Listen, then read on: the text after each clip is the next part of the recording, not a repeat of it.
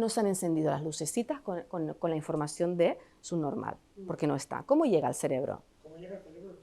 ¿Cómo llega? ¿En qué estado llega el cerebro de la persona 1 al cine a ver la película? Ah, bien. Igual, ¿no? Ha pasado desapercibido. Ok, vale. Con lo cual llega al cine y cuando se sienta y empieza la película, ¿disfruta la película? ¿Está en el presente? Ok, vale. Esta es la persona 1, ¿de acuerdo? O sea, fíjate que aquí la clave está en si se ajusta la realidad a lo que está en mi cerebro o no. ¿Sí? Ok, vale. Persona 2, vamos con la persona 2. La persona 2, igual, como dije antes, también ha quedado con sus amigos para ir a ver esta película tan interesante, esta comedia tan divertida, y cuando está de camino, también se encuentra de paso con el señor del Don Simón, y el señor de Don Simón, en su borrachera, pues le da por insultar, y le lanza subnormal, ¿vale? Vamos a ver el cerebro de la persona 2. Vale, resulta que en el cerebro de la persona 2, esto lo veríamos con pruebas, ¿vale? Que se ha visto. En el cerebro de la persona 2 resulta que sí hay información dentro de algunas neuronas que dicen subnormal tonto. Es decir, ha tenido experiencias en el pasado que le relacionan con esa palabra, ¿no? Es decir, fíjate, tiene esta información aquí, ¿vale? Guardada. Luego vamos a hablar del tema del pasado, ¿vale? Permíteme que continúe con esto porque ahora veremos lo que estás comentando. Esa persona sí tiene esta información. Cuando el cerebro encuentra que fuera hay una información y un contenido que se acopla, que resuena con las neuronas, ¿qué hacen esas neuronas? ¡Chup! Comen, es la oportunidad. Impulso eléctrico, estoy encontrando algo. ¿Sí? Ellas viven de eso, viven de resonancia. ¿De acuerdo? ¿Qué sucede? Esto se activa. En el momento que esto se activa la emoción. Se activa qué emoción y qué bolitas y qué neurotransmisores se activan, los relacionados con el pensamiento. Si yo pienso que soy subnormal o que soy tonto, ¿cómo me siento? Os pregunto. Tonto, ¿no? Mal, ¿no? Desanimado y tal. Vale, ok. Vamos a ver, ustedes como científicos, ¿qué sucede con la persona 2? Pues ustedes dicen, voy a ver la persona 2 en la realidad, ¿sí? ¿Cuál es su nivel de competencia? Lo mismo, os ponéis a observar a la persona 2 y resulta que la persona 2 tiene un 85% de competencia. También. Igual que la persona 1. Es decir, la persona 2 en el día a día es un ser humano, comete fallos, no está en el 100, por supuesto. Ahora bien, un 85%, ¿sí? Es un contenido, ¿sí? Bastante bueno y favorable, ¿vale? De acuerdo. ¿Qué sucede? Cuando la persona 2 siente que es tonta, siente que es subnormal, empiezan a activarse esas sinapsis con las redes neuronales y la persona 2, ¿cómo se va al cine mientras va caminando? ¿Vale? Afectada, sí. Esa información, activado, vale. ¿La información que tiene la persona 2 en el cerebro se ajusta a su realidad? No. Sin embargo, ¿qué es lo que piensa y siente la persona? ¿Lo que tiene en el cerebro o la realidad? ¿Vale? Importantísimo. Vale. Esa persona se va al cine. Cuando llega al cine, tiene un grupo de neuronas que se han activado en sinapsis con este tipo de química que está bombeando malestar y entra a ver en la pantalla la película. Esa persona, ¿cómo en ese momento está en la película? No está concentrada en la película, está afectada por el... Ahí tenemos, ¿sí? Es decir, no puede estar en ese momento con la realidad que sí tiene que es su presente. ¿De acuerdo? Vale. Tú preguntabas antes, Luis, preguntabas sobre el pasado. Ok. Fíjate una cosa, si nosotros recuperamos el ejemplo que hemos dicho antes de que algo se fija en el cerebro mediante la repetición, quiere decir que ese contenido que tiene la persona 2 en su cerebro es porque a lo mejor, invento, de pequeña, pues llevaba gafas de culo de botella, unos aparatos muy prominentes, ¿no? Tenía sobrepeso y la habían insultado. Y le habían dicho, es un normal, tonta, ¿vale? Por eso, es decir, ¿esa es la razón suficiente para que esto exista? No. Lo que ha sucedido es que esa información de ese momento se ha ido atendiendo y repitiendo. ¿Sí? ¿Desde fuera o desde dentro? del mismo cerebro. Es decir, la atención es la que, ¿sí? O sea, cuando yo estoy atendiendo una información que ya ha pasado, ¿sí? Lo que estoy haciendo es fijándola en el cerebro. Daros cuenta que lo pasado es un hecho que ya no está en el presente, ¿sí? Ahora bien, para que siga asistiendo a esa información, quiere decir que de manera inconsciente, la persona obviamente no lo está haciendo conscientemente, de manera inconsciente, esas redes están encontrando en la realidad cualquier situación para volver a activarse y poder seguir estando ahí, ¿sí? Puede ser... Sí. Entrado en algún pasado, o sea, si está ahí es porque ha entrado. Exactamente, si está ahí es porque ha entrado. Ahora bien, ahora no es real. Ya, no es real, pero en su momento entró. Exactamente, en su momento entró y se quedó ahí porque lo hemos atendido. En el subconsciente. Sí, no se quedó ahí porque sucedió. A ti, yo te hago una pregunta. A lo mejor hubiera sido, imaginemos que fue un caso muy grave, ¿no? Y afectó mucho. Es más fácil que suceda. ¿Por qué? Claro, porque hay un estrés. Entonces, cuando hay un estrés, hay muchísimo más impacto en el cerebro. ¿De acuerdo? Ahora, tú estarás de acuerdo conmigo que tú no te acuerdas, por ejemplo, no sé, del color del coche de al lado del que has aparcado hoy. No te acuerdas de todas las cosas que has hecho hoy, porque si tú no has puesto atención y no ha tenido un impacto para ti, si esa hipótesis de que lo pasado tiene una fuerza en el presente, es que no podríamos vivir. Estaríamos repitiendo, ¿no? Con lo cual es lo que está en el presente ahora mismo y lo que yo estoy viviendo en el presente, en el caso de la persona 2, es una información que se ha ido alimentando y repitiendo. ¿Sí? ¿Y qué hacemos nosotros para ver si esa información realmente es buena tenerla o no en el cerebro? Contrastarla con la realidad. ¿Sí? Es decir, la realidad del presente. Claro, con la realidad del presente. Ahora mismo, ¿cuál es tu competencia? ¿Y cómo lo hacemos? Fijaros, con hechos. No decimos, no, tú eres muy inteligente, no, tú no te pienses que eres tonto. Nosotros decimos, a ver, observemos. ¿Sí? ¿Cuántas cosas consigues? ¿Sí? ¿Qué feedback te da tu jefe de tus resoluciones de tu trabajo? Te valoran, te dan, ¿sí? Este reconocimiento, es decir, tu realidad es esta. Y eso es observación y eso es real. ¿De acuerdo? Vale, entonces ahí tenemos la persona 2. Vamos más allá, vamos con un ejemplo de la persona 3. La persona 3 también tiene muchas ganas de ir al cine, se está preparando y cuando va de camino al cine se encuentra con el señor de Don Simón. El señor de Don Simón, en su borrachera, lo sabemos, vuelve otra vez a lanzarle, ¿no? Subnormal, porque cada vez más borracho está, pues menos le importa. Y ahí subnormal. Vamos a ver el cerebro de la persona 3. Pues resulta que el cerebro de la persona 3, en lugar de tener un contenido como la persona 2, de soy tonto, no valgo, ¿no? Soy subnormal y tal, tiene otro contenido más enfocado hacia algo más agresivo, reactivo, que es pobre del que me diga algo porque me lo cargo. Es decir, esa red neuronal, también quizás en la infancia o anteriormente, ¿vale? Gestó, ¿no? Una forma de responder de defensa. Con lo cual, a la que me digan algo que no me guste, y en la vida me pueden pasar y me pueden decir muchas cosas que no me gusten, ¿sí? Esta red está preparada, ¿vale? ¿Y qué pasa? Pues que el señor de Don Simón está borracho y le dice subnormal. ¿Qué sucede? Como esa información encuentra algo que se acopla, pobre del que me diga algo, porque me lo cargo, ¿sí? Es la típica situación de que voy conduciendo y alguien me adelanta y yo me pongo, ¿no? Pues digo, es que este me quiere, ¿no? Este lo que quiere, ¿no? Fastidiarme. Y entonces, no, este lo que está haciendo es adelantar, ¿no? Vale, si yo tengo esa red en ese momento y encuentro una realidad que se acopla a ese contenido, sinapsis, vida, ¿sí? Para continuar esas neuronas estando, ¿no? Instauradas en el cerebro. ¿Qué sucede? Pues que esa persona, claro, despierta sin darse cuenta esa sinapsis, ese pensamiento en esas neuronas, siente con correspondencia a ese contenido y me invento. Es cazador, es policía, lleva una pistola, saca la pistola y hace ¡pum! Y le pega un tiro al señor Don Simón. Esto sucede. Sí, claro. Es decir, situaciones desproporcionadas de este tipo suceden. Soy consciente que es muy bestia y la pongo precisamente porque es muy bestia. ¿Vale? ¿De acuerdo? Vale. Entendiendo que este señor no tiene una capacidad de 85, sino mucho más ficticia. Tiene, fíjate, mira, vamos a verlo. Vamos a observar, ¿sí? lo que sucede con la persona número 3. Y la persona número 3, mira, no está en un 85, está en un 70. ¿Sí? Un 70 es, ¿soy su normal? No.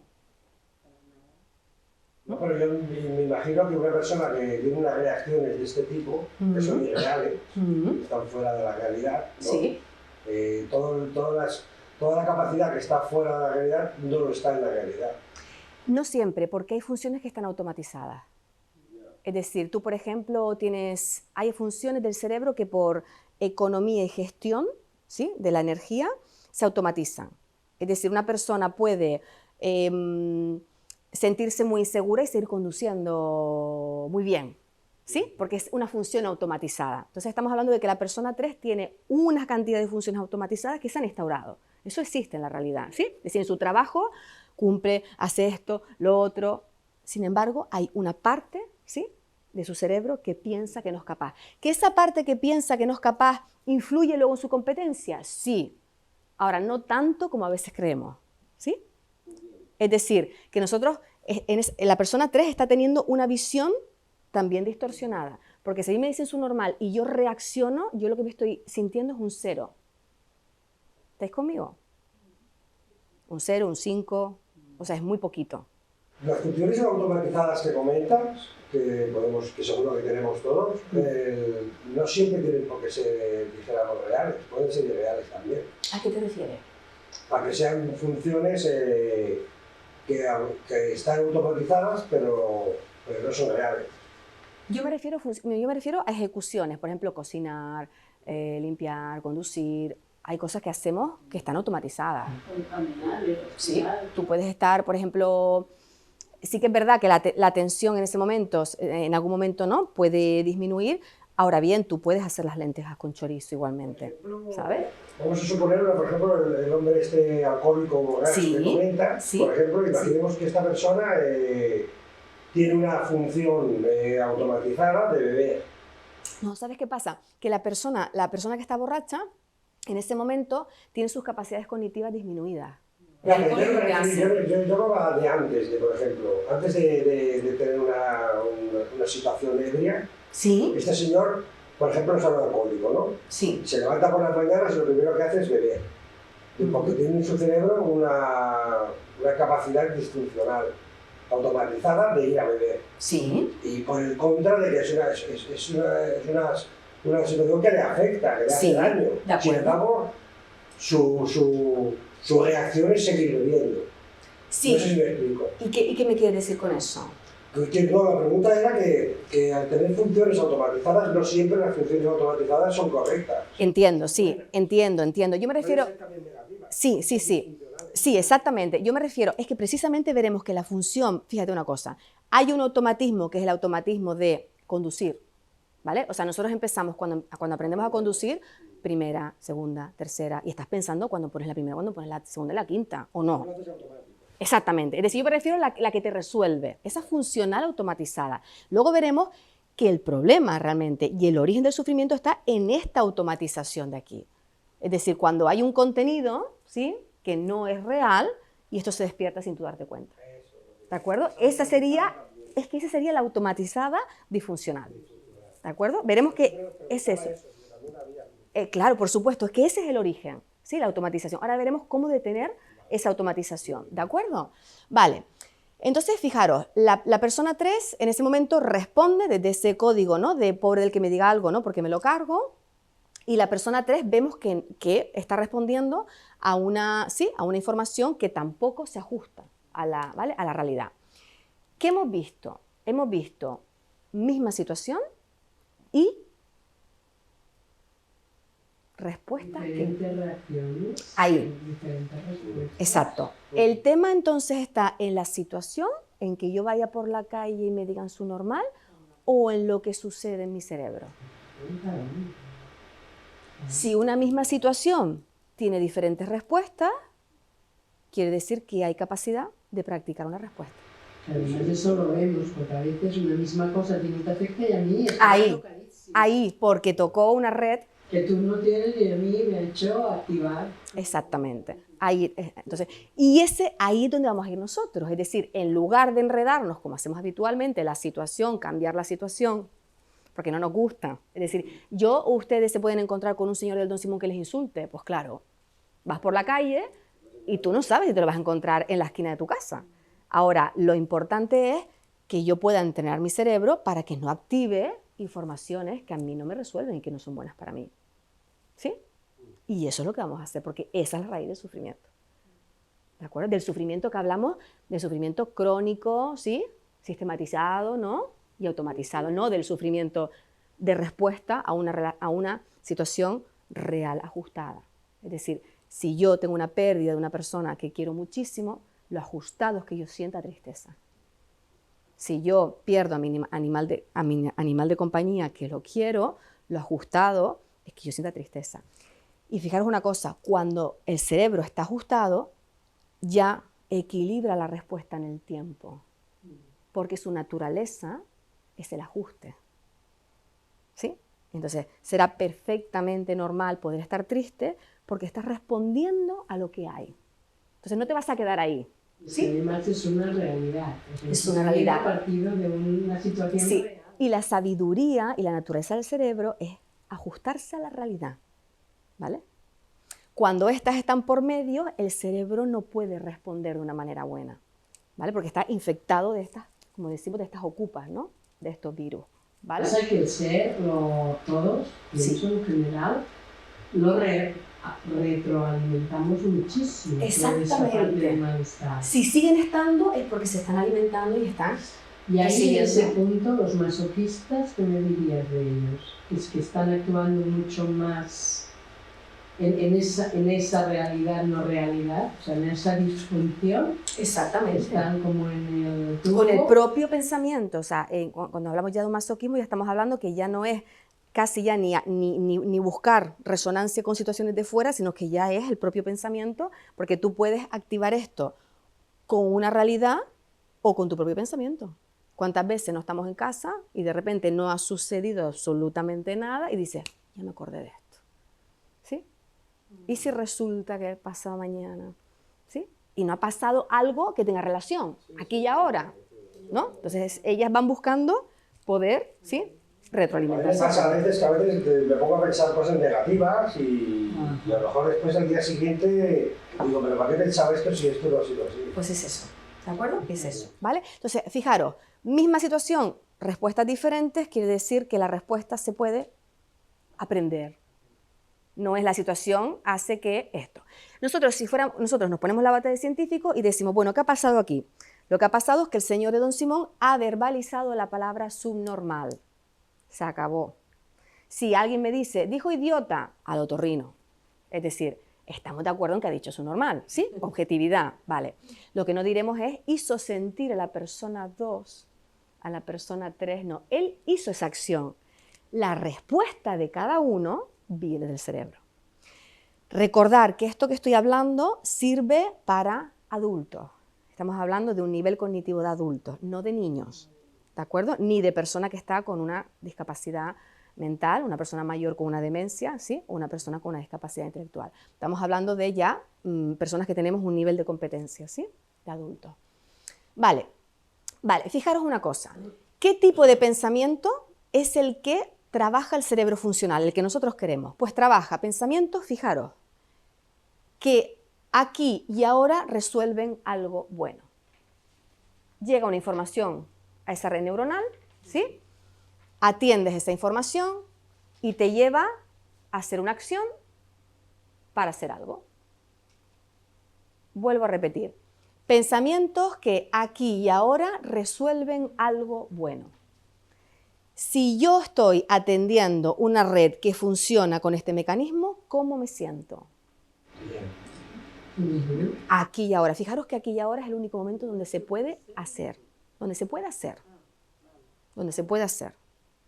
Yo no puedo hacer ni mañana, ni puedo hacer antes de ayer. Hacer solo puedo hacer aquí. Un ejemplo muy sencillo. Estamos en casa, vamos al lavabo a hacer pipí, y cuando vamos al lavabo observamos que queda poco papel higiénico, muy habitual, ¿vale? Tenemos, para el momento, queda poquito. En ese momento, yo, que tengo el hábito de ir los sábados al súper, y hoy somos jueves, voy a mi lista de la compra y apunto papel higiénico, ¿vale? en el momento que yo hago esa acción, mi cerebro con esa red neuronal que está tendiendo, ¿no?, hacia el papel higiénico, sigue bombeando con la misma intensidad en mi cerebro. Yo lo apunto, papel higiénico. Te has acordado y sabes que lo tienes apuntado ahí, lo cual reduce una tranquilidad. Vale, reduce la actividad de esa red, ¿sí? Porque lo dejas ya como si fuera una memoria... Ahí, haces algo, ¿sí? En ese momento, ok. Imaginad que uno de vosotros vive con la misma situación, va al lavabo, va a hacer pipí, también se da cuenta, ¿no?, y observa, ahí en ese momento, sinapsis, ¿no? Falta papel higiénico, me voy a quedar sin, ¿vale? Y en ese momento, uno de vosotros que vive a 2 metros del supermercado, cruza la calle y dice, voy a comprar el papel higiénico y lo traigo a casa. Una vez que habéis hecho, ¿sí?, esa acción, esa red neuronal sigue activa de la misma forma. ¿Por qué? Porque ya está resuelto. Porque habéis hecho algo. ¿De acuerdo? Fijaros que mi respuesta y la vuestra es diferente. Para el cerebro no hay respuesta correcta, hay respuesta adaptativa. Es pura evolución. Me invento, yo vivo a 40 kilómetros del supermercado. Para mí no es adaptativo. Cada vez que me falta algo, coger el coche, gastar gasolina, ¿sí?, y perder 40 minutos. Para quien vive al lado del súper, sí.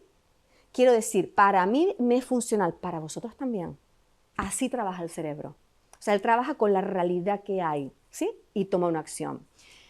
Si yo enfoco mi atención en el aquí y el ahora, en resolver algo bueno, yo me siento que resuelvo, con lo cual me siento en equilibrio. ¿Qué hace esa red neuronal? Toma una información, trabaja con ella, actúa y la libera para lo siguiente que venga. No es una culpa, la libera.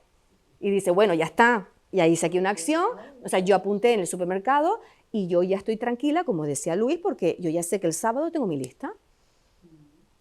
No siempre la acción se resuelve 100%. A veces no, la vida no siempre nos lo permite. Ahora, si yo hago algo en el momento, a mí me tranquiliza.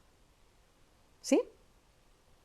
Fijaros, este es el tipo de pensamientos que nos interesan en nuestro cerebro. Por ejemplo, de que no se resuelva o se resuelva parcialmente. Siendo funcional, ¿Qué recomiendas en ese sentido? Desatender. Si tú haces una acción... Apuntar en otro sitio sí, y desatender. Exactamente. O sea, apuntar es genial, porque tú apuntas, haces una acción, ¿vale? Porque tú sabes que en ese momento no vas a finalizarla, ¿sí? Igualmente, aquellas acciones que no se resuelven no son las idóneas para el cerebro. Lo que pasa es que la vida es así. Es decir, tú vas a Hacienda y dices, bueno, entrego este papel, ¿y cuándo me van a dar la respuesta? Y te dicen, pues dentro de 2 meses. Pues o desatiendes esa red, o tú te estás ahí, ¿sí?, machacando, porque la respuesta depende del otro. ¿De acuerdo? Entonces, la naturaleza del cerebro es resolutiva. A él le encanta cerrar. ¿Sí? Lo notáis, ¿no?, cuando acabáis algo. Y dice, esto lo he cerrado. Cuando no está acabado, queda un poco, ¿sí? Esto juegan también las series de televisión. Exactamente. Exactamente, ¿no? Ahí queda una tensión. Ahora bien, no es lo mismo que tú seas consciente y digas, bueno, yo lo apunto, y para qué voy a estar acordándome de papel higiénico, es que ya lo apunté, se acabó. ¿No? Es decir, hay situaciones en las que la resolución no es posible en el ahora, en el momento. Sin embargo, la acción sí. Yo puedo tomar una acción aquí y ahora. Y cuando dices apunta, realmente es que ya lo aparcas. Claro. O sea, es como muy resolutivo. Sí. No está resuelto, sí, pero tú no estás ahí. En el... Lo aplazas, ¿no? Exactamente. Sí, lo desatiendes porque ahora ya has Ya no hecho... puedes hacer nada. Exactamente. Ahora has hecho la acción que en ese momento era posible. Era la adecuada. Exactamente. Por ejemplo, uno de ustedes se quiere ir de fin de semana a Roma, por ejemplo.